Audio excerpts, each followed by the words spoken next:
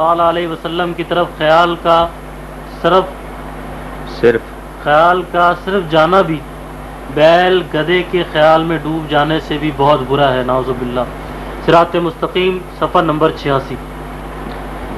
یہ کتاب صراط مستقیم آپ کو دکھا رہا ہوں، مطبع مجتبائی دہلی 1308 ہجری میں یہ کتاب جو چھپی میرے پاس موجود ہے۔ کتاب کا نام ہے صراط مستقیم، لکھنے والے جناب اسماعیل دہلوی۔ کچھ لوگ یہ کہتے ہیں کہ یہ کتاب اسماعیل دہلوی صاحب کی نہیں ہے، اس بارے میں بھی مزید حقائق پیش کروں گا۔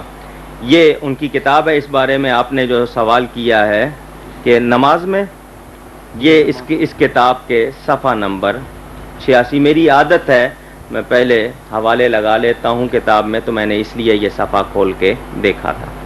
صفحہ نمبر 86 یہ دیکھیں جی، یہ فارسی میں ہے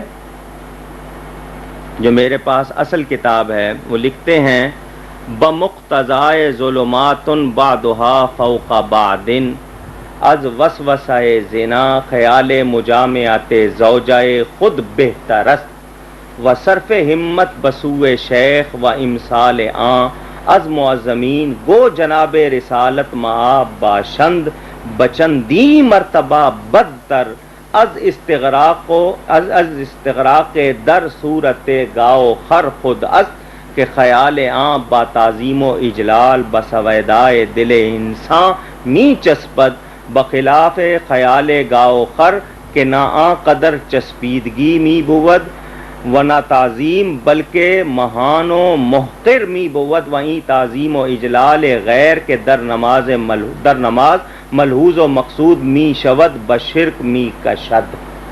یہ ان کے الفاظ فارسی میں ہے، میں اس کا ترجمہ خود نہیں کرتا، انہی کے الفاظ میں اس کا ترجمہ بھی دکھاتا ہوں۔ یہ کتاب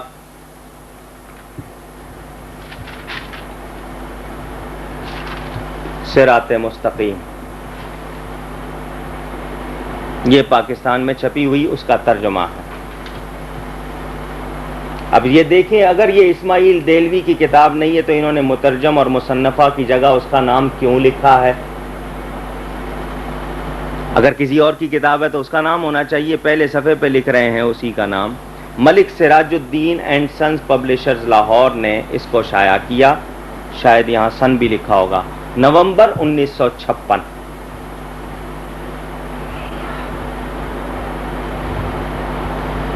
اب اس میں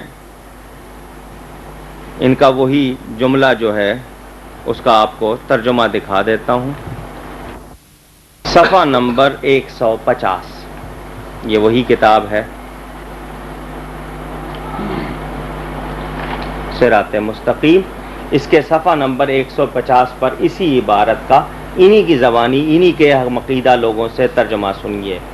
ہاں بمقتضائے ظلمات بعدها فوق بعد، ظلمات جمع ہے یہ، اور ثابت یہ کرنا چاہتے ہیں کہ بعض گمراہیاں یا بعض اندھیرے سیاہیاں جو ہوتے ہیں ان کے درجے مختلف ہوتے ہیں، کچھ زیادہ کچھ کم۔ زنا کے وسوسے سے اپنی بیوی کی مجامعت کا خیال بہتر ہے۔ نماز میں اگر بدکاری کا خیال آئے تو اس سے بہتر ہے کہ اپنی بیوی سے جو وہ ہم بستری کرتا ہے اس کا خیال لے آئے، بجائے اس کے کہ بدکاری کا خیال ہے۔ اور شیخ یعنی استاد، پیر یا اسی جیسے اور بزرگوں کی طرف خواہ جناب رسالت مآب ہی ہوں، یعنی اپنے استاد، پیر، بزرگ، اولیاء، یہاں تک کہ حضور صلی اللہ علیہ وسلم ہی ہوں، اپنی ہمت کو لگا دینا یعنی خیال کو لگا دینا اپنے بیل اور گدھے کی صورت میں مستغرق ہونے سے زیادہ برا ہے۔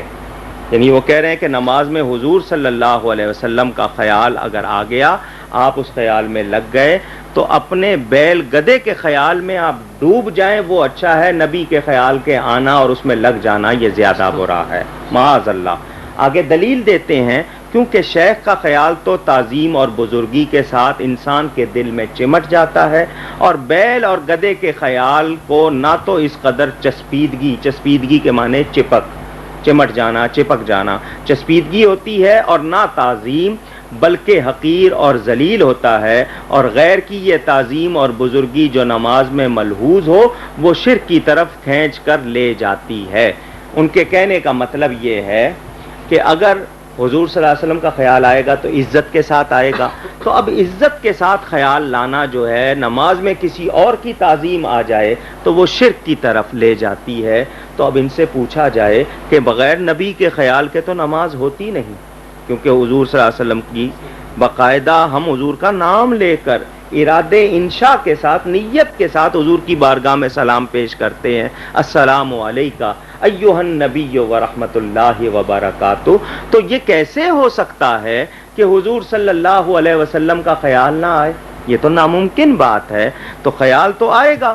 اب یہ ہے کہ دو صورتیں ہیں، یا تعظیم کے ساتھ آئے یا تحقیر کے ساتھ، اور اگر تحقیر کے ساتھ، حقارت کے ساتھ، یعنی کسی چیز کو ہیٹریٹ کرتے ہوئے، اس کو ذلیل سمجھتے ہوئے خیال لایا جائے تو نبی کا خیال تو اس طرح آ نہیں سکتا، کیونکہ نبی کے بارے میں ہمارا یہ ہے، بلکہ اس میں اجماع ہے، حضور صلی اللہ علیہ وسلم کے لباس مبارک کو میلا کہہ دینا، حقارت کے ساتھ آدمی کافر ہو جاتا ہے۔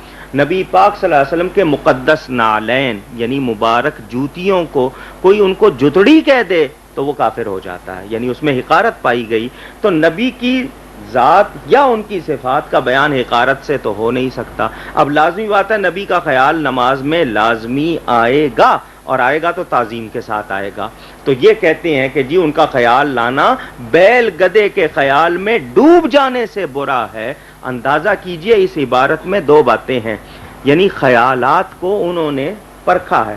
پہلے تو یہ کہا کہ بدکاری کے خیال سے بیوی کے ساتھ ہم بستری کا خیال اچھا ہے، اور بیل گدے کے مقابلے میں نبی کے خیال کو برا کہا۔ اس قدر گستاخی، اس قدر بے ادبی۔ تو کوئی یہ کہے کہ ہم نے یہ اپنی طرف سے لکھی ہے، تو میں نے اردو اور فارسی اصل عبارت دکھا دی۔ تبصرہ پڑھنا ہو اس کے بارے میں جواب اس وقت نہیں دے رہا ہوں، اگر جواب دوں تو بہت سی باتیں پیش کروں۔ میں نے بھی، میرے والد صاحب قبلہ نے بھی، اور علماء اہل سنت نے اپنی اپنی کتابوں میں تفصیل سے اس کو لکھا ہے۔